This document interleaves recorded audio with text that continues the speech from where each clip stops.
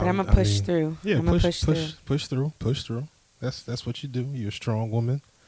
I just had to make sure we recorded tonight so I can record you being wrong. I just burped on the track. Push the Test.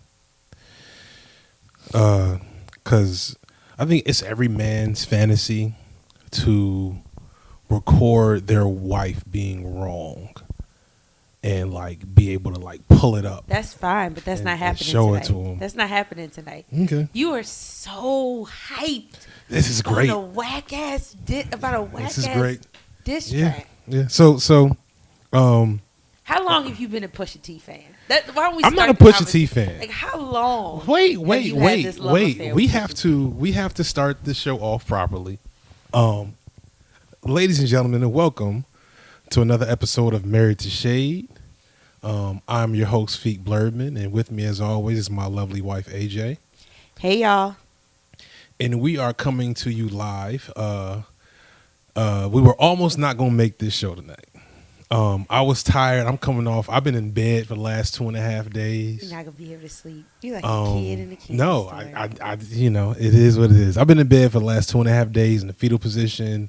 AJ been holding it down. She had a fit and just like took the kids on a trip yesterday in the middle of the day because she couldn't handle them. They were stir crazy. I had to get them out of the house. A little bit. I had work come through today. Even though I was sick, I was like, I gotta address this. And I was downstairs working, and then and I was like, babe, I don't think we're gonna record. I just, Aaron B is sick. Send some prayers to Aaron when y'all hear this. His brother's a little laid up. But then in all your dreams. Then it's like God said, this man needs motivation. So podcast Don't tonight. put God in this. Blog probably tomorrow. And it's all thanks. Bringing it around full and circle. This blog is about to be like 2,500 words. It's going to be long as hell. I'm going to try to get it to 3,000 words. Over a diss track that was, how long was the track? Because I didn't even listen to the whole thing. This is all possible because of the Patreon patrons that we have here at Black Astronauts Podcast. So I want to give you all a quick shout out. Just to everybody. I might rush through a little bit tonight. It's 11 o'clock at night. We're both past our bedtime. We appreciate y'all. So let me handle business. For watch folks who take naps before the club and never show up, Shadrach C, Blackashon, Nutella is Life, Sadida H, Justin C from I Do It for Hip Hop Podcast. Justin, please, you know what? I might have to see you Sunday.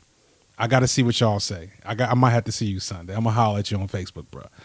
Just DeAndre, Veggie Vixen, Ron B, V. Williams, Feeks Beard, Peter H, Pasto Chene, The Legendary Shogun, Felt 5, The Lawyer, Shlonda W, Wanga, Cameron B, Mr. Brent, Simo, Ashley G, Chonilla, Knowledge, Dre, The Disrespectful One, MJ, Donald, Ophelia Ono, Teddy Funk, Charlie Snowflake, Angela D, My Fluffy Puffs, DJ Food and Drink, For Wash Folks, Ariana, Nikki M, Devo G, Tasha Salad, Shauna E, Jordan H, Scrum Master Flash, and the legendary 11 ? Thank you all so much for your support. It's because of you that we are up tonight at 11 o'clock. It's not because... Is it really because of them? It's or is not it because Pusha T just answered a prayer I've held silently for about, 3 years now? When did this nonsense with Meek Mill happen? Was that 2016? I think so. I feel like it was 2016. No, that may have been last year. Was it just last year? No, you know what? Meek Mill had his whole court battle thing, right? So yeah, we'll Google it, and we will touch on some other things because because me and Aaron have been sick, we missed the Westworld recap, so we'll get to that. There's probably some other stuff we can talk about. I know there's some things I wanted us to mention. I feel like we watched something. I don't know. Anyway, let's just jump into it. So we had some good rapidy rap beef, just beefy, chunky steak. July 2015. Was it 2015? Damn. Oh wow. So yeah, like I said, 3 years. I've been. I was all like, maybe it was last year. So Like, nah. So I've been praying for somebody to Mom get brain. this nigga Drake, like Arya Stark, so let's talk every about night this before hate. I go to sleep. Let's for talk 3 about years because it now. is. It is. He's on your list. He's on It my is- list. It is some. And he's Arya off my Stark. list now. Somebody got him, So, and it's fine. So what is it? Why do you hate Uh, the brother Aubrey Graham? I think find- it's Graham, right? Is it Graham? I thought it was Aubrey Drake. Is it Aubrey? I don't know. I'm not a so I. Whatever. So this is Drake. and it's an odd situation because I fully respect Drake as a lyricist.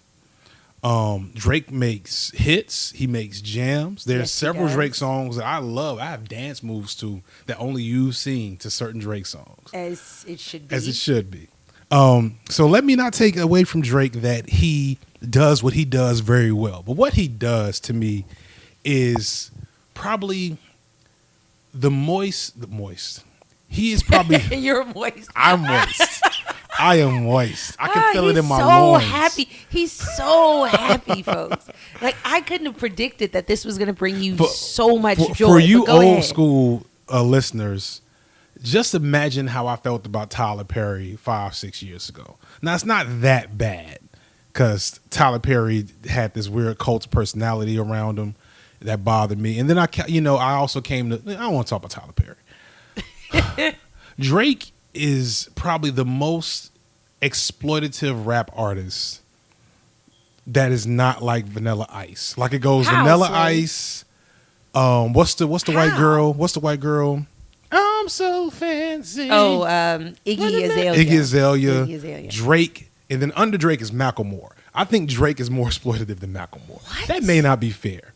It's that not may not fair. be fair. You're just But saying I think salacious. I think Drake is a scandalous, culture just- vulture. I think Drake is a culture vulture. How is Drake? So you know, to be a culture vulture, sorry, you have to be. You can't be of the culture. So you've is never Drake seen of the culture, Drake or is he just black? as of the culture. No, never seen Drake. So no, let me backpedal on that a little bit. I've never seen Drake as of the culture he presents himself to permeate. If Drake stayed in the lane of Kid Cudi and I don't know, give me some other rappers in that realm. I don't know. The best one I can think of is Kid Cudi, who I think Drake probably not stole, but like that was the lane. Like Kid Cudi's lane became Drake's lane, and So Kid you Cudi kind of feel faded. like Drake's content is not authentically Drake? Not at all. Not at all. So let's talk about what Drake talks about. What does he because talk about? I would disagree. Drake really doesn't talk about shit. Don't talk about shit. Drake is a emo rapper. I am a Drake fan. So when you say he talks about things that are inauthentic, I'm like, is it inauthentic to make money? Is it inauthentic to have women problems? Is it inauthentic to go out and party and get drunk and not know what's motivating you? Is it inauthentic to have family issues? Is it inauthentic to so it's like to want love? Is it inauthentic to question the people in your circle around? Like tell me where you find the inauthenticity. Drake is a black Asher Roth. Like you just have all this stuff, like all these bars you want to send Pusha T. So like, no. Where So are you it's getting not, this It's from? not. So to be fair, it's not fully Drake's fault. Although his like hanging around and jumping on not just the band. He jumps on what's the word I'm looking for? When he got on Migos track was when I recognized what he was doing finally for the first time. He jumps on people's waves. That's what he does. He does. He rides waves. He jumps on people's waves. Jump on. I don't know if he jumps on He people's jumps waves. on them. He jumps on people's waves. He jumped on Amigos waves. He jumps on every sporting event wave. So He jumped on Rick Ross's wave. Give you Amigos wave. Yeah, he jumped. How did he jump on Rick Ross's wave? He like when Rick Ross started getting hot. Like basically you know who's about to get hot if they do a track with Drake. So what I hear is that Drake has a formula. Yes, he has a formula. And so the music industry is an industry. It's a game that you should want to master. You should want to or develop a formula in order to be successful. I just see hate. No. So for I people who completely don't know you, who listen to this podcast, and if they listen to this podcast, they should know this about you. You are a troll. You are a walking, breathing, living troll. Troll is life in your case. And all I see in this moment, because we'll get into the content of the diss, all I see in this moment is a troll who thinks... Who won. He won. Victory. Who thinks he has crushed someone who's on top. Everything you're saying about Drake has nothing to do with Drake's authenticity or real ability. So, everything to do with you just hating Drake because he's Drake and he's successful. So I'll let me... I have to... like the full formulation of my issues with Drake won't come until I write the blog, because I'm just now starting to bubble up. So peep the blog on the website. My uncle's been out approved at blogspot.com. You just check that shit out. It's gonna come out for the end of the week. I promise. So hype. But Drake. So I will wholeheartedly admit this. My hatred for Drake is misplaced. Drake to me is a glitch in the Matrix. Okay. He is Neo. He is the one. And I am one part Agent Smith and one part the architect. And I recognize that this is glitch. I feel like this glitch should have gotten corrected a long time ago. It got corrected with, I don't know, Lil Zane. It got corrected with Mims. It got corrected with all these other rappers that have been in this. So you think Drake is like a perfectly packaged rapper that people should have seen through the packaging, but he's and all too that. good and too talented, and he's too skilled at catching the wave. And see, therein that lies he's my never issue. gotten caught. Let me just finish. Go ahead. He's never gotten caught, and he's left all this baggage out there. I didn't even know about this whole secret child stuff. We'll come back to that. I didn't even know about that, but like he's left these breadcrumbs. But I guess it's like Drake is the really, really popular kid in high school, the really, really popular guy that you know because you're in the locker room is an awful human being. He doesn't shower after practice. He pokes his finger in people's assholes and because he thinks it's funny. And he like shows pictures of girls in the locker room to his boys. He does all this awful stuff, but he never has to pay for it. And so you're like, and you know you can't. I know. I can't say anything about this. I can't do anything about this. I do not exist. So this is a story about sexual harassment. I did not exist partially, kinda, for him. Drake is the guy in the locker room. I do not have the clout. Nobody has had the clout to call him to the carpet. And the people with clout either didn't care or were too busy making hits. Because recognize Drake is only punched down. So I don't think that's true. I don't think it was a punch down to go back and forth with Meek Mill. I think it was definitely a punch down. Was acclaimed and his career, his star was on the rise. And I think he still post everything that happened with his legal battles. I think he's still on the rise. It's ugly and horrible to say because that situation was very unfortunate, but I think it gave another spin in him, a different lane and trajectory for his career, and put him in a different space. So it separated him from the sting of the Drake stuff. But either way, I think it was a formidable. I think he was a formidable opponent. Is what I'm trying to say. No. I think. Yeah, I think you're hating. I think you're hating on someone's success. I really think you're hating on somebody's success. I am. Let me tell you why. Because Drake was a child actor, right? Mm-hmm. And I didn't watch. I think it was like Degrassi, whatever it was. I was too old for that. I didn't watch that mess. I've only seen the memes. I know he was handicapped or something like that, right? Mm-hmm. And because of that, though, when he came into the rap game, like Kanye and some other people, I'm full disclosure, folks. I like hip hop music. I like top 40 shit. I am not a hip hop head, so I'm gonna miss a lot of stuff. I'm not gonna say a lot of stuff that probably some other folks who are on my side of the fence would say. So forgive me now. But please believe him. Call you though. Drake, don't make no mistakes right now, nigga. Whatever. Drake had. It was an uphill battle. He was not guaranteed. He was not guaranteed a spot. He was not guaranteed respect. What he did, or his people did, or what he did well was, to your point, align himself with people whose credibility at the time was so strong that his alignment, like he got some of that residual. Like some of that rubbed off, right? And he leveraged that to get to every level. And that is, to me, to be respected. And you yourself said he's talented. Like, he makes hit records. Like, he is always, even in this whole battle thing, like regardless of where you think he is in this round with Pusha T, he's always there for it. Mm-hmm. He's always there for it. He never backs down from a challenge. Like, he works hard. So I'm going to respect him for working hard. Like, win, lose, or draw, I'm not going to diss and diminish Drake and what he is and who he is to hip-hop culture and to the rap game in its current state just because I want to ride the Pusha T wave. It's not that I want to ride. I don't even like Pusha T. Right, everybody talking about this Daytona album. I haven't given it a full try, but the try I gave it didn't make me want to give it a full try. And the first disc was except for now recontextualizing some stuff. We'll come back to that.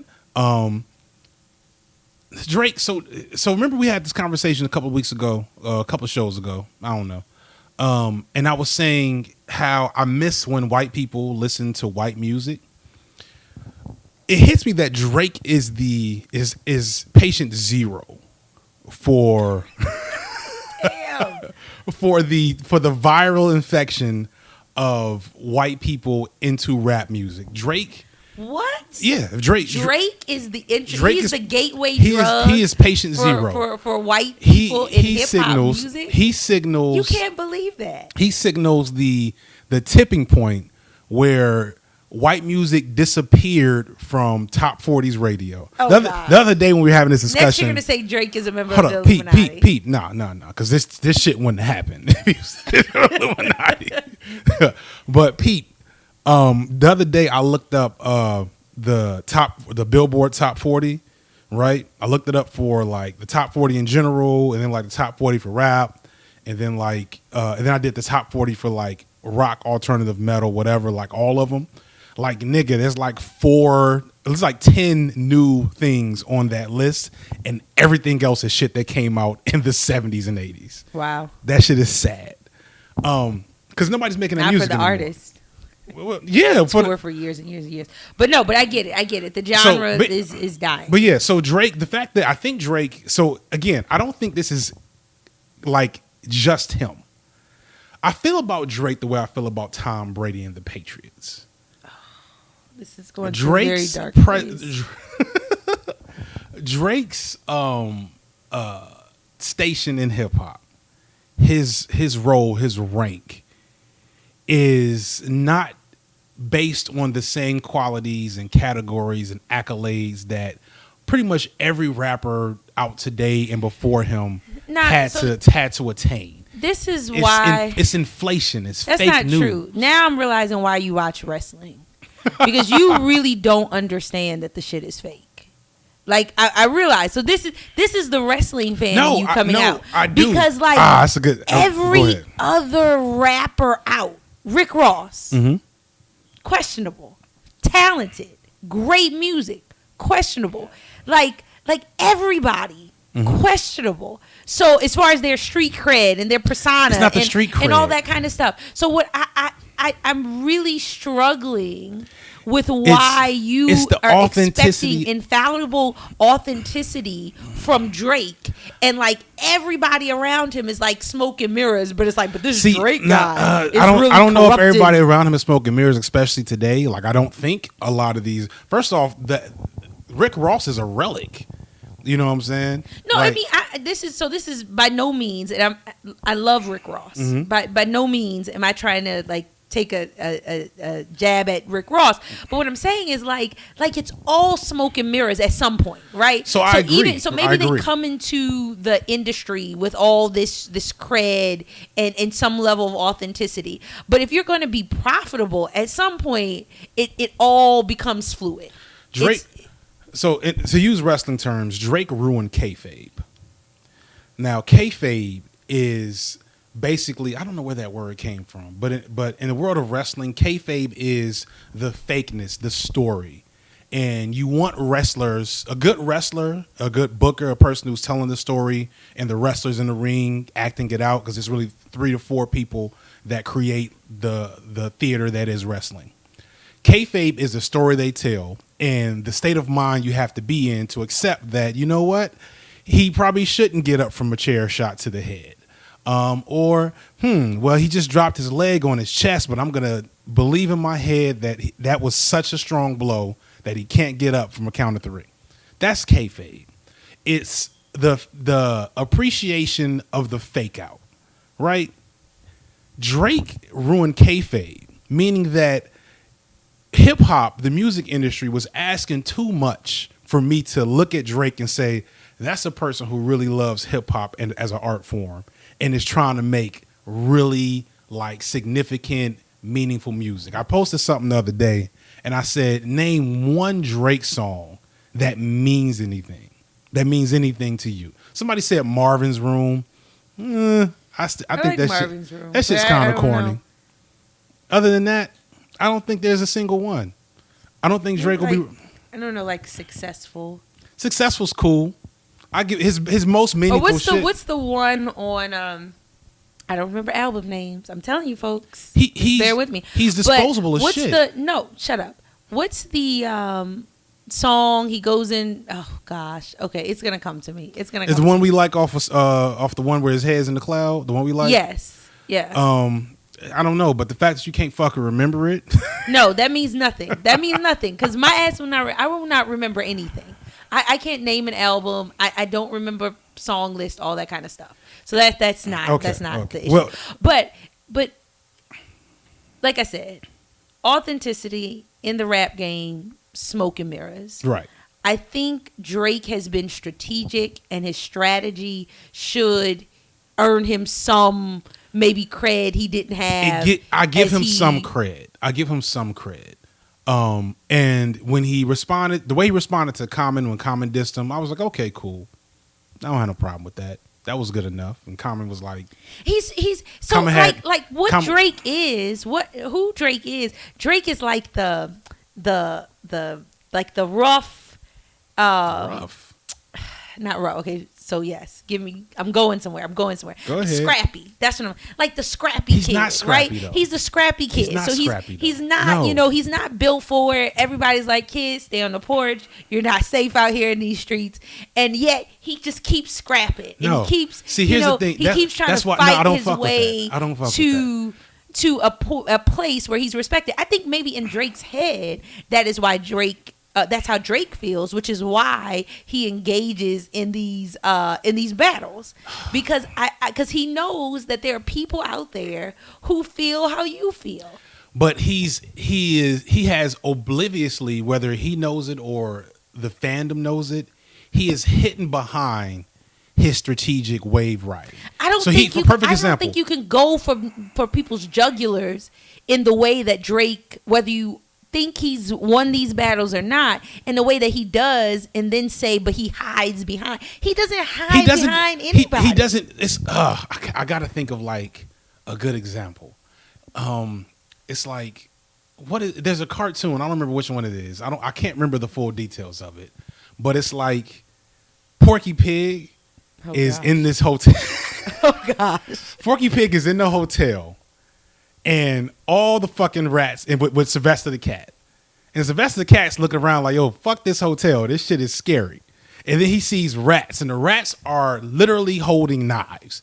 Sylvester the cat is trying to tell Porky Pig, bro, we gotta go. Porky Pig's like, Sylvester, you don't know what the fuck to talk about. Chill the fuck out. The whole cartoon, Sylvester the cat keeps saving Porky Pig's life.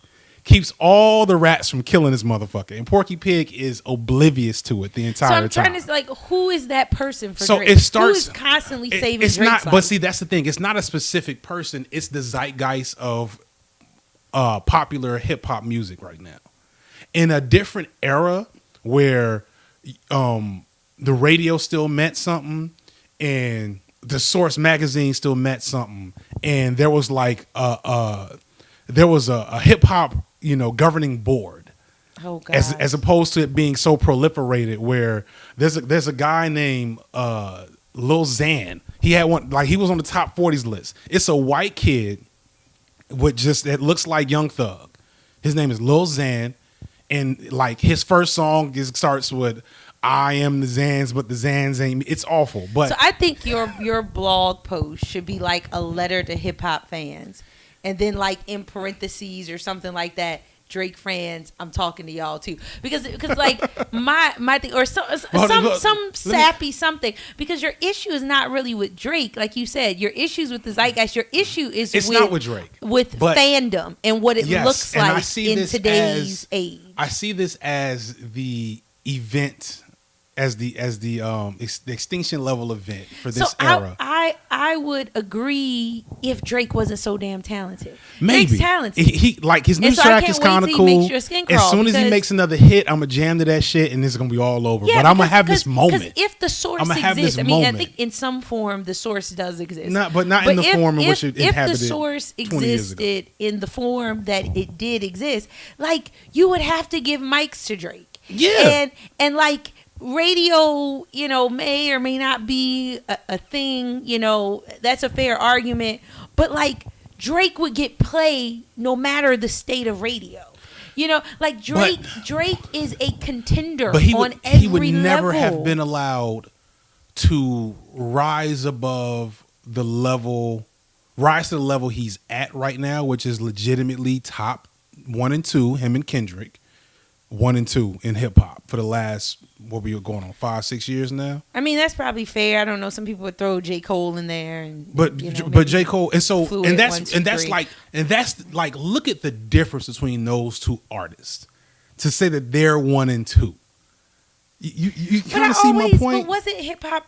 Isn't that like the beauty of hip hop? Wasn't it like a the beauty of hip hop is that everybody had a lane, but the top spots were never for Drake ever until Drake happened. I don't know if that's true. Like, that's because you don't know your beautiful, history. like, underground hip hop, and always been people who are well respected and revered, who are not like the radio play guy and the magazine guy and all that. So I think where Drake is where the Drakes have always been. No, that's not true. In the late 80s, you had KRS-One.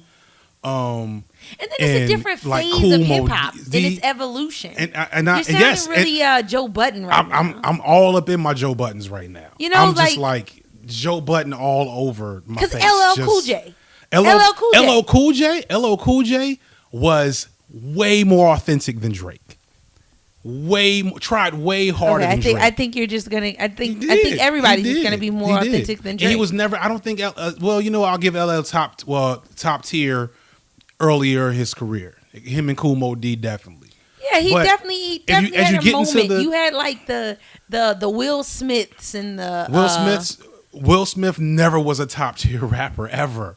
Drake, that's his best corollary. Popular. I'm talking about like, and I'm talking about getting top the tier. looks that Drake gets. I'm talking, getting the looks. Yeah, Will Smith got all the looks, but in terms of hip hop in that tier list, the list that Biggie, Nas, Eminem during this height, Jay-Z, Tupac, like all these are names. These are names that Drake has to be mentioned in the same realm of. I don't think so. I think you're exaggerating. And that is not okay with me. I think you're so wounded and you're so broken, and Drake not right now. has so messed with your psyche and your spirit up until this point that you're not thinking. This nigga challenged Mook to a rap battle.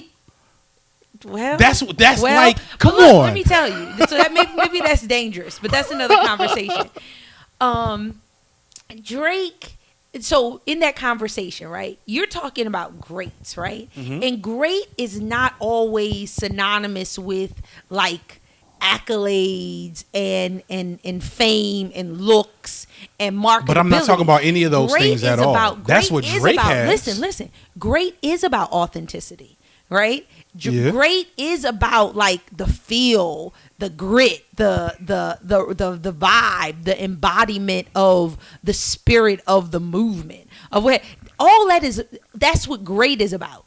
Mm-hmm. Like Drake, I wouldn't put him in that category because I wouldn't either. I don't think he has to be, because those guys didn't necessarily. So like Jay-Z is another kind of thing, right? And so is Tupac, and so is like Big. They're another kind of thing. But like none of them, go out on a limb here, got the looks that Drake. Like Drake is a international, global, like I'm sure Drake could get his face on a cereal box or something. You know what I'm saying? Like he's another level, and I think that's to be respected. And I don't think you have to put him in a great conversation because he's there. Nor do I think you need to hate him because he's taken his ball and like ran with it and did his Drake thing with it.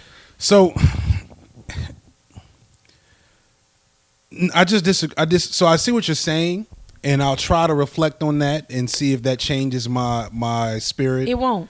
It probably won't.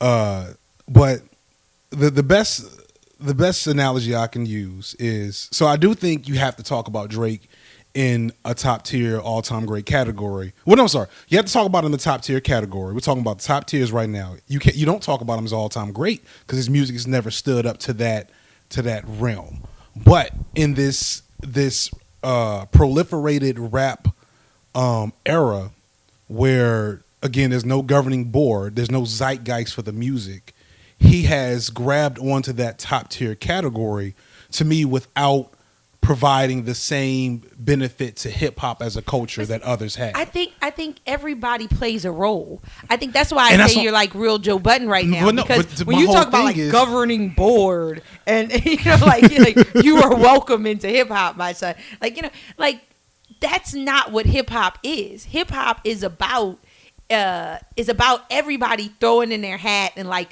the cream rising. Is it the cream rising to the top? Yes. You know what I'm saying? It's about. I don't know if that. Well, I guess that's true for like coffee. I don't know. I know people say it. Yeah. You get it. Yeah. Okay. So it's about being able to appraise and hear and evaluate everything, and then being able to say, okay, now that we've looked over everything, like this is what it is. And so like I don't really go with the whole like there's no governing board. How do we let Drake in? Like no. So like there's a place for Drake. But no. So let me make sure, because I know I'm sounding push the culture forward. Let me not do too much Joe Budden right now. I have let my era of hip hop die in my head and in my spirit. Not in my heart, which is what I'm speaking from right now, but in my head and in my spirit, I've let it die. I will never, and that's one of the reasons why I never really came out like with so I'm coming out of the closet with my anti-Drake spirit. And what was I saying? So when I talk about the governing board and all that, I'm not saying that this is something that has to return. I'm saying that Drake's role in hip hop right now, again, if you said name the top 5 rappers in hip hop right now, it'd go Kendrick, Drake, Cole, Migos, Future. That sound about right? I mean, there's so many people. So we're old. Like there's so many people. But we're talking. But I think there's a lot of people we don't know about. But I think if we had to like do a large scale poll, those would be our top 5 people. Maybe top Chance, 5 regarding like sales and just in general. And that's kind of the thing, is that we can't. We're talking about sales. We're talking about viral hits. We're talking about spins. But the thing I'm really talking about is presence. Like whose influence, whose mark, whose yard is the biggest in hip hop, right? And I don't. And you have to admit he is number 2. If not number 1, depending on who you talk to. Yeah, he's probably number 1. And so, in that top 3, top 5 list has included, like I said, all them people before. Start adding Lil Wayne, hell, Ludacris, who followed a very similar trajectory as Drake. I should have bought him up. You should have bought him up, but you ain't shit when it comes to hip hop. I'm not. But I'm honest. But Ludacris never had the same audacity that I think Drake has. And he definitely didn't dick ride every wave. He was always on his own wave. What is so I will give you like Ludacris was on his own like wave, right? But like, what do you mean the audacity? Like that's the audacity had the I'm talking about. Drive to be successful, and he forged a lane, and he realized when he needed to like flip it and do the movie stuff. And Drake is the Nickelback of rap music, and you like Nickelback. And I want to end this part of the conversation off. I do. Let's talk about the actual diss track. So you heard the diss track only once. And you're of the opinion that it wasn't better. So let's, I guess, give the full fucking scale story. If you got this far and you don't know you should at least have paused it and tried to get filled in. So really quickly, Pusha T dropped an album. Who knows? Friday. Who knows? Friday, Monday. It was Friday. Friday, Monday. Okay, I'm just playing. Okay. So Pusha T dropped an album. It was supposed to be called like King Pusha. It ended up being called Daytona. It's 7 tracks. Obviously, he worked with Kanye. He told a story, I think, on the Breakfast Club about yada yada yada. There was a diss track. No, it's all important, whatever. Okay, but he thinks that it's a full, comprehensive body of work that reflects everything going on with him right now. And so on one track called, I don't know, I ain't like it that much. Damn. I didn't like it that much. I'm not a huge Pusha T fan. You're not a fan. So on one track, I think it was like Infrared, yeah. On one track, he very briefly went at Drake because, so rewind. Pusha T has been going at Cash Money for years now, and Baby, right? And that all stems from the whole like Baby doesn't pay people, Cash Money didn't pay people, he burns people, he's ruined relationships, going back to like the Manny Fresh days and all that kind of stuff. So Pusha T was leading the charge of being anti-Baby, aka anti-Cash Money, for years before Rick Ross did it, before it became kind of popular, before Cash Money, before Baby became like mimetic, right? Mm-hmm. And so in his verse in this song on the Daytona album, he talks about Drake's association, and has talked about in the past, Drake's association with Cash Money, right? And he takes some jabs. I don't remember the jabs because they were really he had a couple of decent ones. He made some good he made some good stabs at the ghostwriting and shit.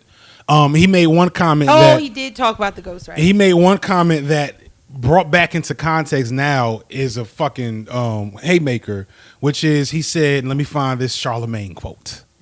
He said, because this is Charlemagne's comment, and I know Charlemagne is one of your patron hip hop saints. He really is. He said, I don't tap dance and play sambo for white people or something like that. Which Pusha said this in the last one, which is why he came back with the cover of this particular song. He just knew. He just knew. This is one time Drake was not. He was not on top of it. He did not see the wave coming. Do you not think? Okay, so first of all, are we getting played? Played? No. Possibly. But like, do you not think? Okay, so we just talked about the packaging of Drake, right? Mm-hmm. The machine that is Drake. Do you think that Drake isn't aware of like all the holes and all the ways that people can come at him and the angles that Pusha could have taken? I wonder. Or like Drake thought he was going to battle Murder Mook. He was dead fucking serious that he was going to battle the greatest battle rapper of all time. Real quick. Because I probably have indulged in battle rap more over the last couple of years than I've indulged in like mainstream hip hop. And what I will say is like battle rap is a different sport. Mm-hmm. It's a different sport. It's a cousin to the stuff that like all the rappers on the radio do. Right. And it's a more intellectual like cousin. You know what I'm saying? You have to be a rap nerd. Cousin, right? Yeah, you don't argue with this cousin. You don't think you can't take advantage of this cousin. And so I think that's stupid only because mainstream rappers don't have that muscle. And so I think he it's legit like really wanted to do it like really for no apparent to reason. think that you can go. Have you heard Murder Mook's story on like Drake accosted him in a club and had a cameraman ready for him and was like, "Yo, yeah." So let's go. I think he did it on. I mean, part of me would like to see it. Part of me would like to see it. And so, but that's the answer to your question. So clearly, and that's what I talk about when I say audacity. Okay, so let's break down. So let's break down. We got to tell the rest of the story. So Pusha dropped that on Friday. Literally the same day Drake dropped Duppy Freestyle, which was coming back at Pusha. Yes, but let's go through because I wanna give respect to Pusha's artistry.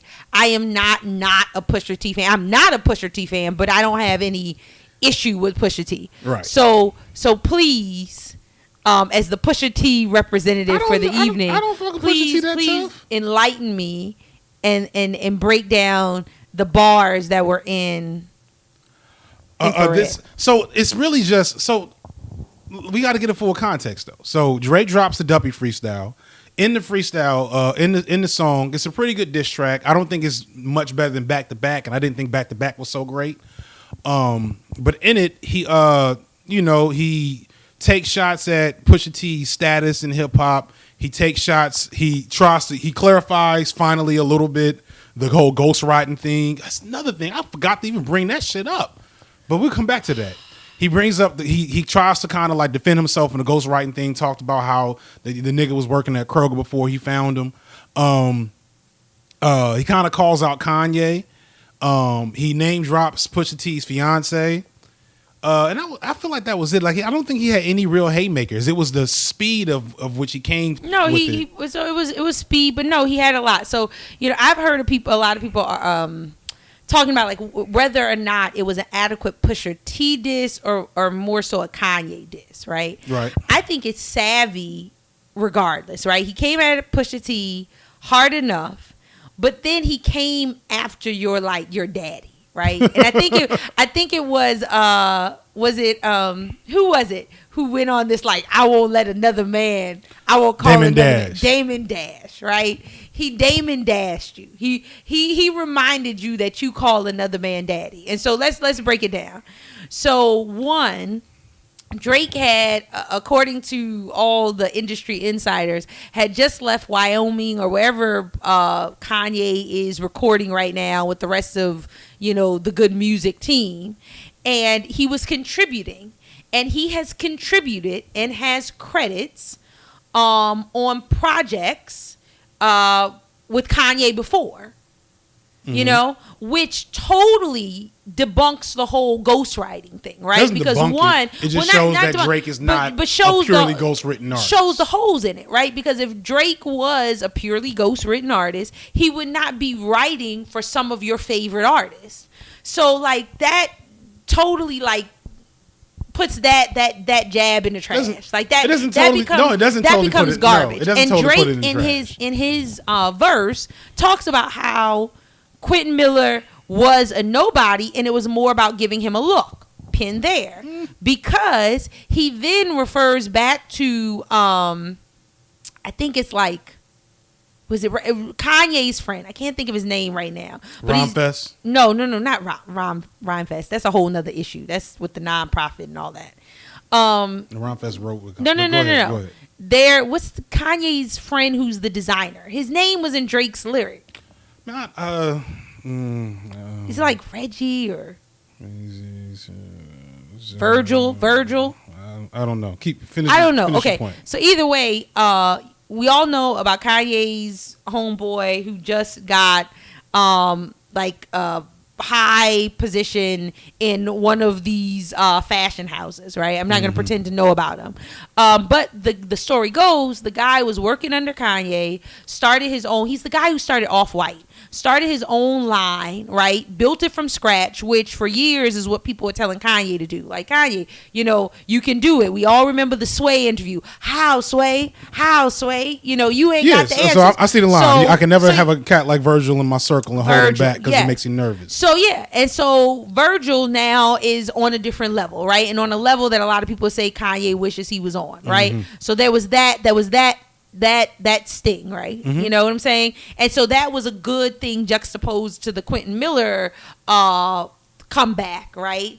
Because it's like, no, I give people looks, I say their names, I put them on, you suppress people. Again, it's more of a Kanye thing than a Pusha T thing, but underlining, I think he's just reminding Pusha T on what's wrong with his daddy. What's wrong with his circle. I get that. So that's because likewise, in fairness to Pusha T, his aim has really been more about Baby and his business ethics, right?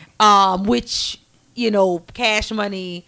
Is over Young Money, is over Drake. So it's the same kind of dynamic. But the last thing he did is he mentioned his fiance, who is real. Well, let's pause there. We're not gonna go there just yet because I don't even have to go there. He got a picture of the nigga in blackface. He has a picture of Drake from 2000 into I don't know when this picture of Drake was taken. I don't know. I don't care when it was taken. Yeah. That it's a L. It's a wrap. So I'm going to request for the purposes of tonight's argument that we not discuss the blackface picture.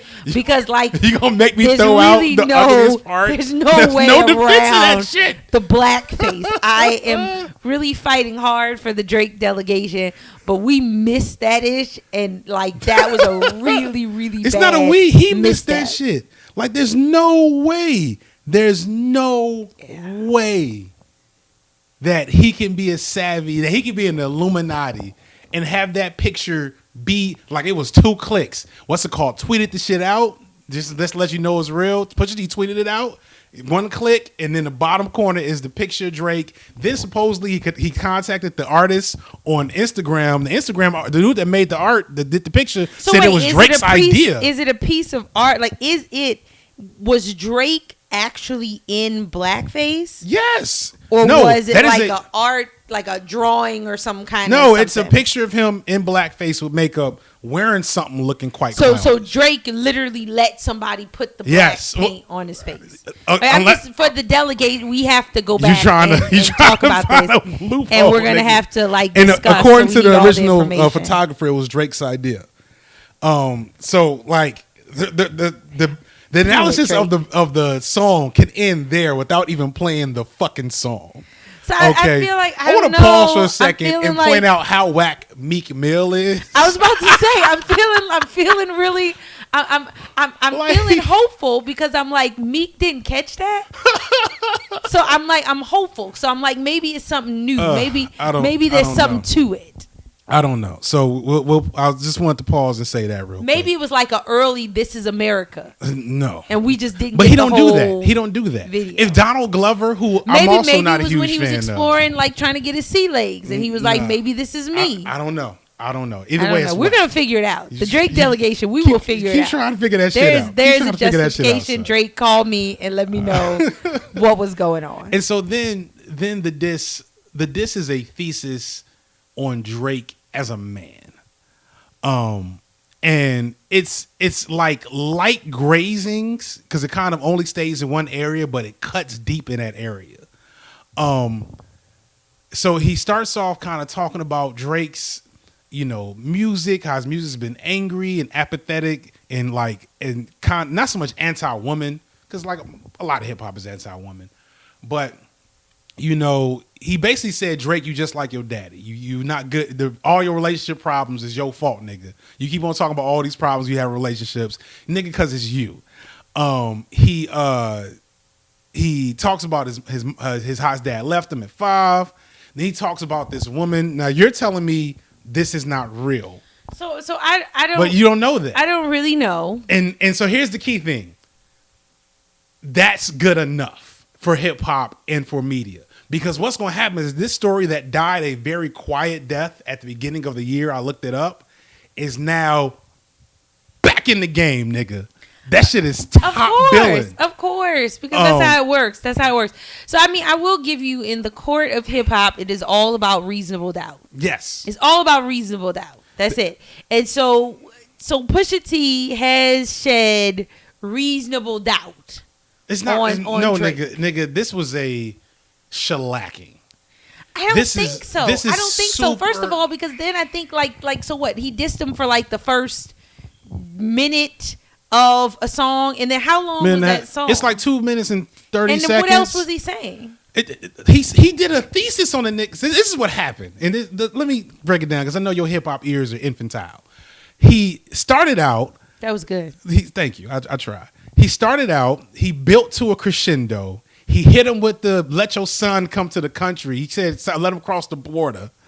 Claim that kid. Don't shame. Like he did it so slick in that he managed to shame Drake for getting for lack of a better way of putting it, a groupie type pregnant. He shamed him for that, while also shaming him for not claiming his kids and Drake. I found our angle. Why doesn't? I'm sorry. What is this young lady? Is from where? It seems like she's from Canada. She's from Canada. Yeah. Do we know anything about her ethnicity? She's white. She's damn it, man. I was definitely about to hit it with why doesn't Pusha T like black women? You tried. I was definitely going there, son. Because I was like, and she ain't that cute. So wait. Okay, here we go. We got another angle. I don't like the slut shaming in it. I don't like it either. But I don't appreciate it. It's two things. That's good. This is 2018. That's good. This is a time where we're saying we're not taking that anymore. And so I can't associate myself with Pusha T, this young man, because obviously he's trying to take us back to a place in a time in hip hop where women were and are disrespected. The Incredibles is coming out soon. The Mother Incredibles also can stretch. She can also reach long distances. So yes, there you go. That is our lane. Let me go ahead and knock that back down. I need Pusha T to explain that, because now you have this innocent woman who is a mother. She's a mother. Can I stop? Can you stop? I'm just so saying. Number one, Drake started it. I'm angry. Number one is the ethos of hip hop allows for it. Point blank. Period. We're talking about a different ethos, and if we're gonna hold hip hop to a political ethos or the ethos of some area where that type of behavior is unacceptable, then we end the conversation now. But we're not gonna do that. That's number one. Number two, Drake made a comment about what's it called, girl being a stripper in his diss. So it's fair game, nigga. But what makes it so great is that he low-key slut-shamed her, but then said what's more shameful is that you won't claim the slut you impregnated, and you won't claim the child because he's the child of a slut. That is masterful, my nigga. That is a master stroke. Yes, that is diss rap for the Me Too generation. Stop. I'm not gonna let you keep that. I don't really know where we go from there. Then he ended it with my favorite line, which is like he said, the only people I chase is two ghosts. And he said it like that, ghosts, because he was saying ghosts, because he did a whole like lead into that line with like allusions to death and, you know, being in heaven and hell, etc. And so, and he's talking about how he threw the shot at his one of his boys who has like, I guess, multiple sclerosis, and tomorrow's National MS Recognition Day, which is also fucked up. It said his boy was about to die, but he's like, we all gonna die, and the only people I'm chasing is two ghosts. Where he does a double entendre for ghosts, as in the ghost of Biggie and Tupac, and it calls them the ghosts. And that's just dope ass hip hop right there. So he wrapped it up in a bow. Okay, so you win some, you lose some. You win some, you lose some, folks. And I think I did my best. I told you guys who I was.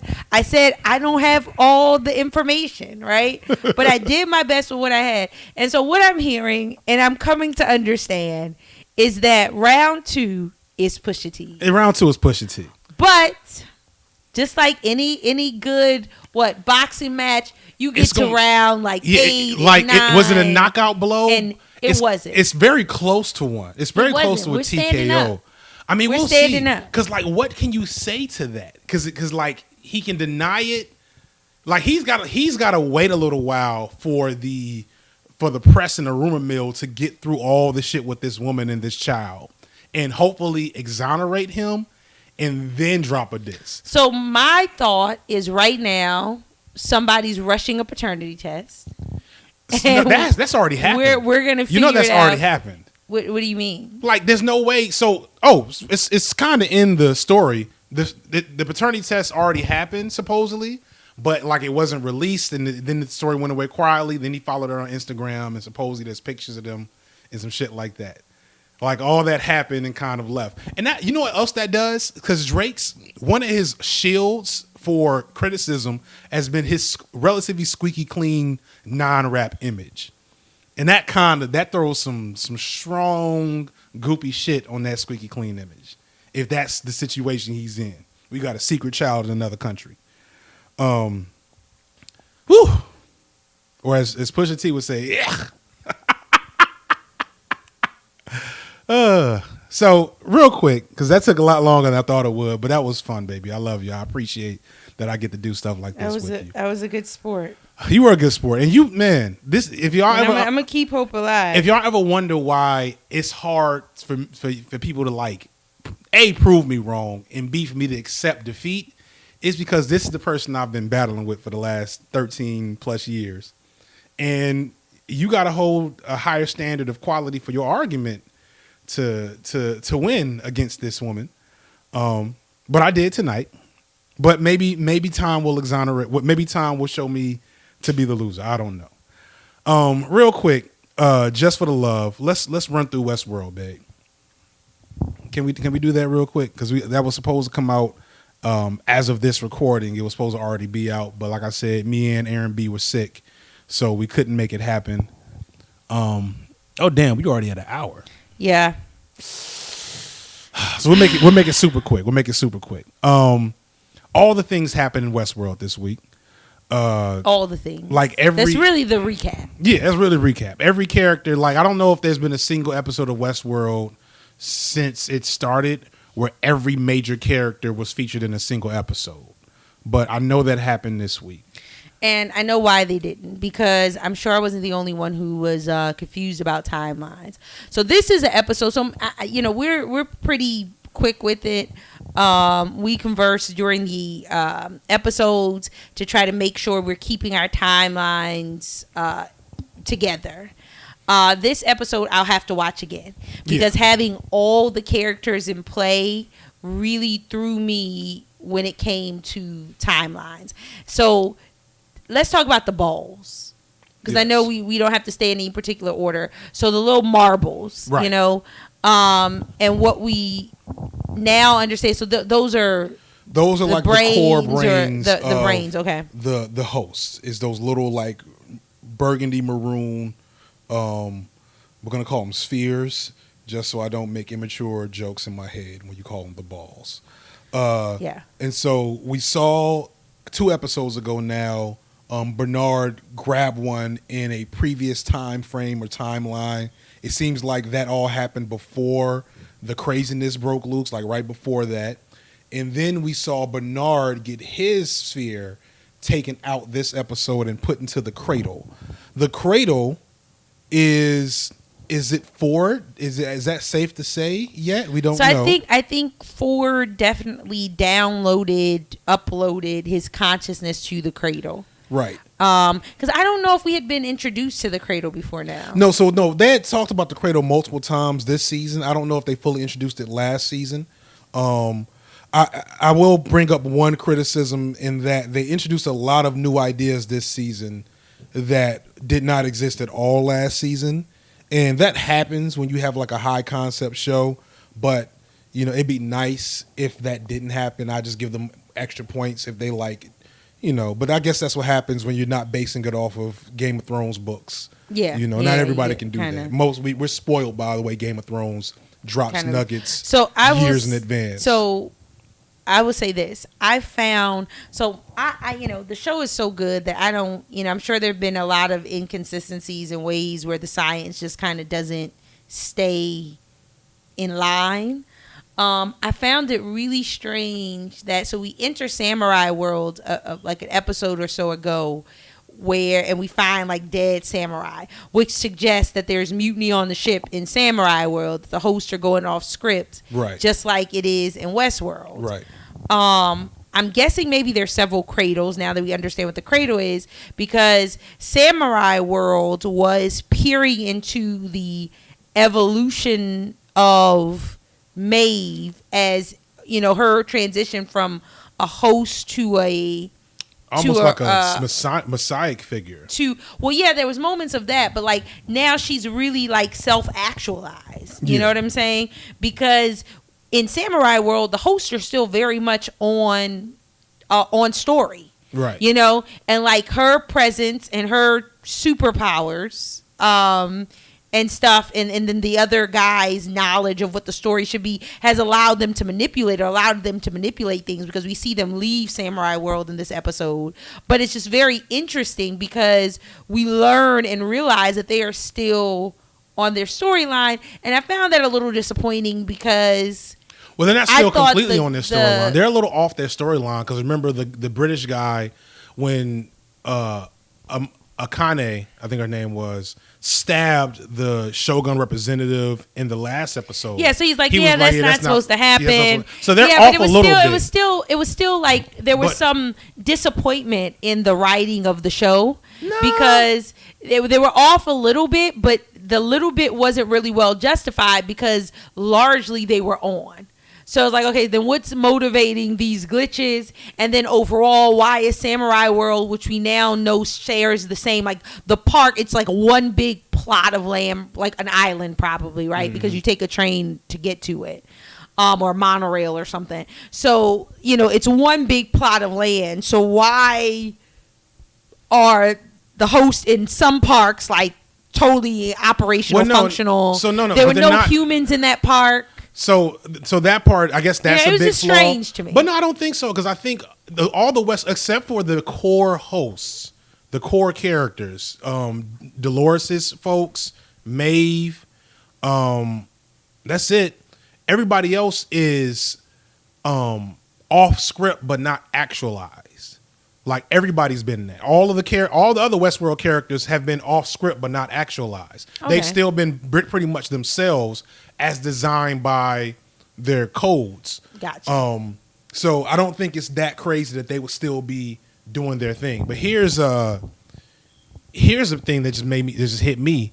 Maeve's powers have to come from being connected somehow to the cradle, which means she has to have some type of connection to Ford.